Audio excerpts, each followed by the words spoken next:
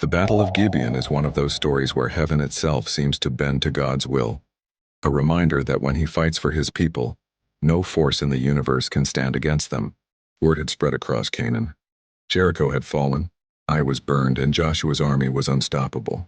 Yet the real shock came when Gibeon, a great city greater than Ai and all its men warriors, signed a treaty with Israel. Adoni-Zedek, king of Jerusalem, was furious. If Gibeon had surrendered to Israel's God, what hope did the rest of Canaan have? So he summoned 4 other kings to strike not at Joshua but at Gibeon, the city that dared to make peace. The Gibeonites, once proud, now humbled, sent messengers racing to Joshua.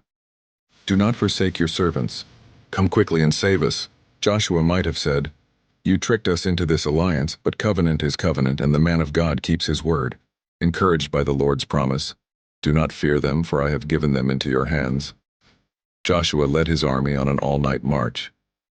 Imagine it, 20 miles through rugged hills, men weary but fueled by faith, arriving at dawn like a storm no one saw coming. The Amorite coalition never stood a chance. Confused, panicked, they fled down the slopes of Beth Horon. But this was no ordinary retreat. As the Israelites struck, heaven struck harder. Hailstones fell from the sky, killing more men than Israel's swords. Nature itself had become God's weapon. And then came the moment that makes this battle legendary. With daylight slipping and enemies still scattering, Joshua lifted his voice before the nation. "Sun, stand still at Gibeon, and moon, in the valley of Ajalon." And the sun obeyed. The day stretched on as if time itself bowed before the prayer of a faithful man. Scripture says, "There has been no day like it before or since when the Lord heeded the voice of a man, for the Lord fought for Israel." What do we learn here? That God keeps his promises even when the odds stack high. That prayer is no small thing. It moves heaven and earth when aligned with God's will. And that battles are not won by strength or strategy alone, but by the Lord who commands the stars, the weather, and the very flow of time. The Battle of Gibeon was not just about swords and soldiers.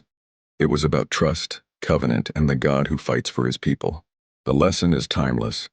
When God is on your side, the day will last as long as it takes to finish the victory he has promised.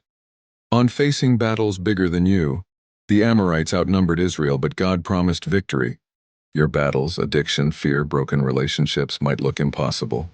Yet when you trust God and step forward in faith, he fights in ways you cannot imagine.